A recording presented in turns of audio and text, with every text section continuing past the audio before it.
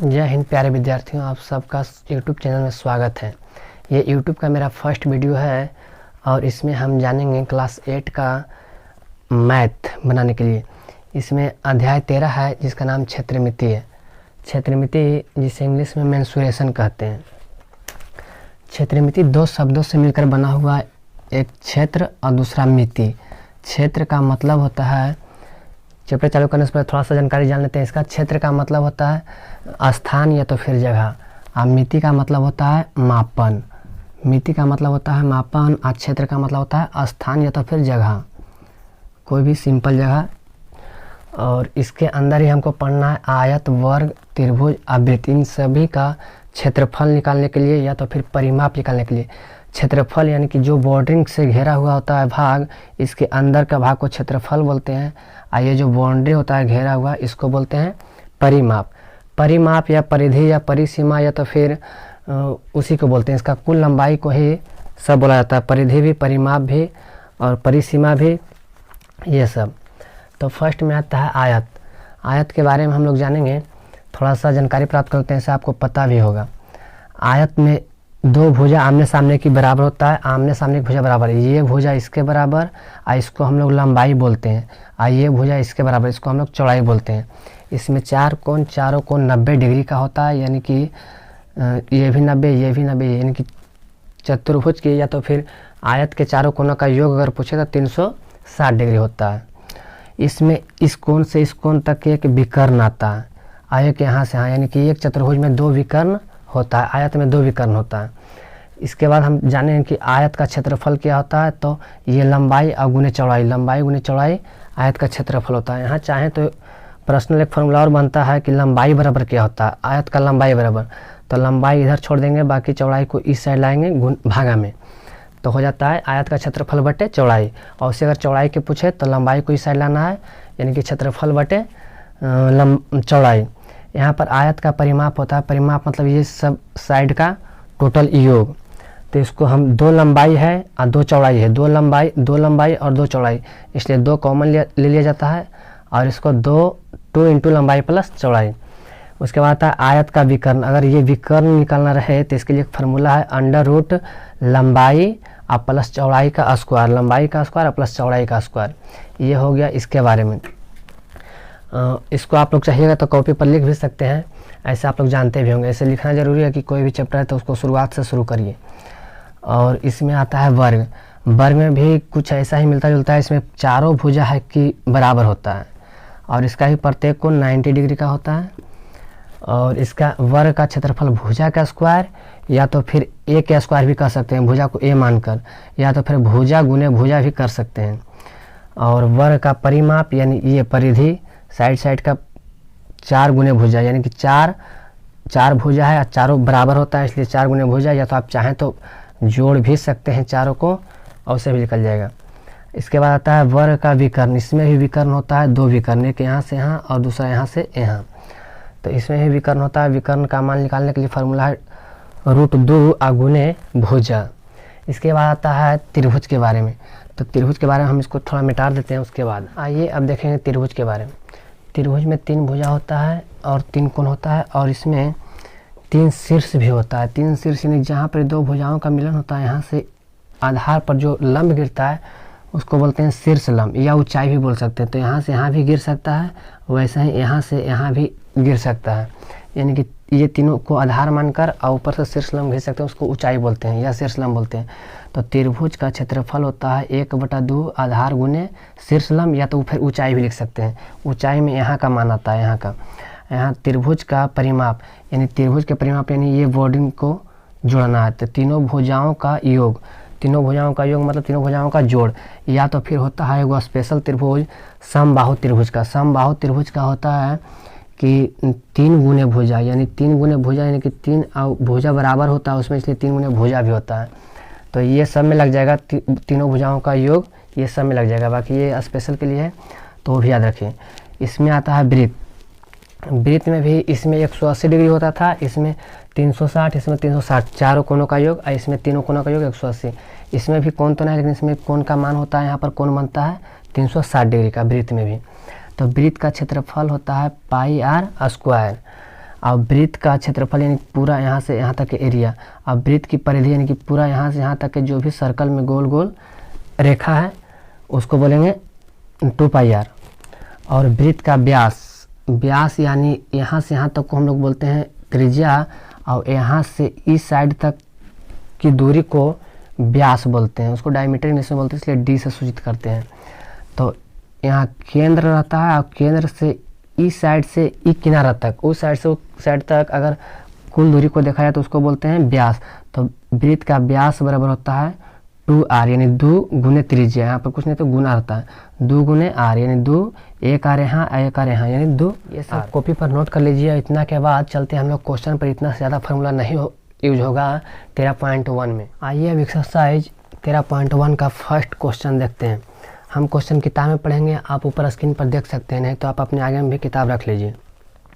कह रहा है कि बगल की आकृतियों में एक आयताकार और एक वर्गाकार खेल के मैदान, एक आयताकार और एक वर्गाकार जो कि दिख रहा है, आयताकार यानी लंबाई और चौड़ाई होगा उसमें, और वर्गाकार यानी वो बराबर होगा।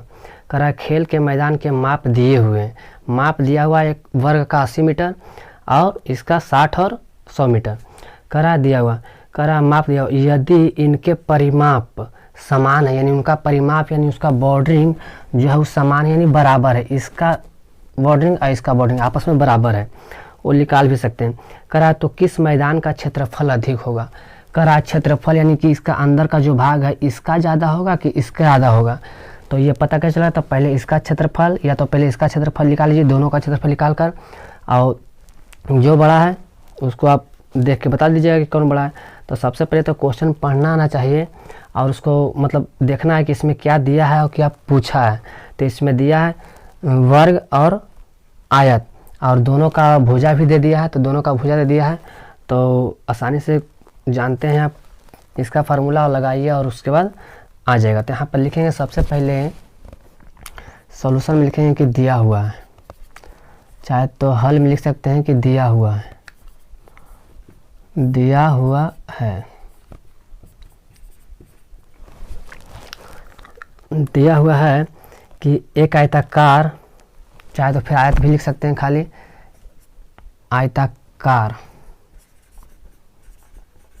आयताकार मैदान का लंबाई, आयताकार मैदान का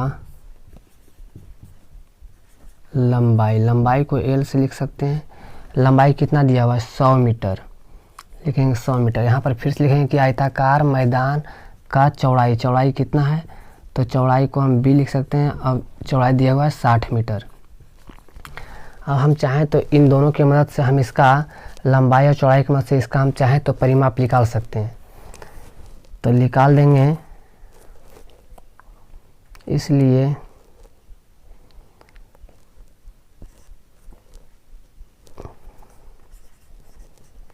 आयताकार मैदान का परिमाप,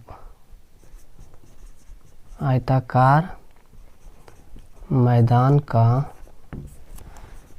परिमाप, फार्मूला जानते हैं कि आयत का परिमाप क्या होता है। आयताकार मैदान इसलिए नहीं कि यहाँ से अलग फार्मूला होगा, जहाँ जहाँ आयत का नाम आए वहाँ पर आयत का फार्मूला आएगा। तो आयताकार मैदान है यानी कि उसका फार्मूला, तो इसका कुछ होता है 2 इंटू लंबाई प्लस चौड़ाई, 2 के 2 हो जाएगा, और लंबाई, लंबाई का मान कितना है, तो लंबाई का 100 है और प्लस में चौड़ाई का 60 है, तो 2 का 2 100 यानी कि 160, और 16 गुने 2 यानी 16 दूनी 32। अब 32 तो 1 शून्य है तो 1 शून्य देंगे यानी कि 320। और ये सब लंबाई मीटर में है तो ये भी मीटर में हो जाएगा, 320 मीटर आ गया इसका परिमाप। इसका मतलब बोला है कि जितना परिमाप इसका उतना ही किसका है, वर्ग। तो हम चाहें तो निकाल भी सकते हैं, तो नहीं भी निकाल सकते हैं, क्या कि वो बोल दिया समान है। तो लिखेंगे अब वर्ग, अब वर्गाकार मैदान, वर्गाकार मैदान का, वर्गाकार मैदान का भुजा, वर्गाकार मैदान का भुजा कितना दिया हुआ है, तो भुजा इसका दिया हुआ 80 मीटर, तो 80 मीटर लिख लेंगे। अब चाहेंगे इसका हम परिमाप भी निकाल सकते हैं, ना तो नहीं भी निकाल सकते हैं। निकाल लीजिए। लिखेंगे इसलिए वर्ग का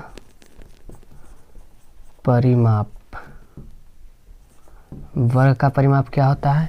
तो वर्ग का परिमाप इसका चारों भुजा जोड़ दीजिए, तो फिर 4 भुजा को 4 गुने भुजा लिख दीजिए, यानी कि एक भुजा से गुना कर दीजिए 4 को, तो 4 का 4 हो गया। इसका भुजा का मान कितना है? 80। तो 8 चौके 32 यानी कि 320 मीटर। दोनों का किताब में भी बोला है कि दोनों का क्या है? समान है। तो ये दोनों आपस में समान भी है, इसका परिमाप इसका परिमाप, इसका घिरावा और उसका घिरावा दोनों का बराबर है। अब हमको करना क्या है कि पहले आयत का क्षेत्रफल निकाल लीजिए और इसका वर्ग का क्षेत्रफल। तो इतना लिखिए, उसके बाद हम इसको मिटाएंगे। आयत का क्षेत्रफल, अब आयत का चाहे आयताकार मैदान का क्षेत्रफल भी लिख सकते हैं। लिखेंगे आयत का क्षेत्रफल, आयत का क्षेत्रफल। आप चाहते तो वहाँ पर भी निकाल सकते थे, जब आयत का परिमाप निकाले उसके जस्ट नीचे भी निकाल सकते थे क्षेत्रफल, उससे भी हो जाएगा, कोई दिक्कत नहीं। आयत का क्षेत्रफल फार्मूला होता है लंबाई गुने चौड़ाई। लंबाई के मान अभी कितना दिया हुआ था? तो लंबाई का मान 100 है और चौड़ाई का मान था 60 मीटर। ये दोनों मीटर में, इसका जब भी क्षेत्रफल निकालेंगे तो आंसर आएगा। अगर मीटर में है तो मीटर स्क्वायर, क्योंकि यहाँ पर 100 मीटर है और गुने में यहाँ 60 मीटर है। तो 100 और गुने 60 कितना हो जाएगा?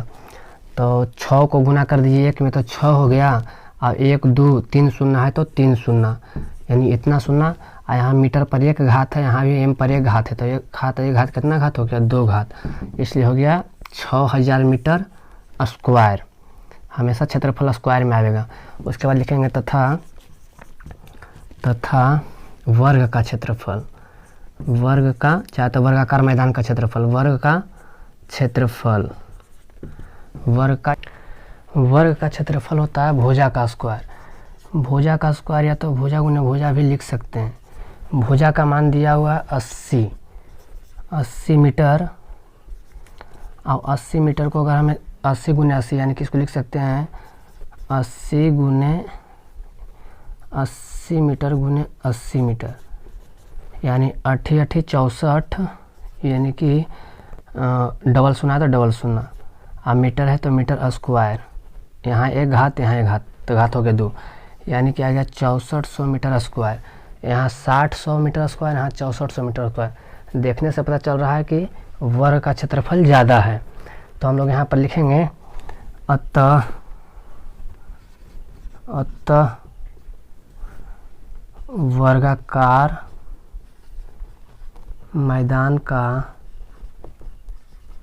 वर्गाकार मैदान का क्षेत्रफल अधिक है।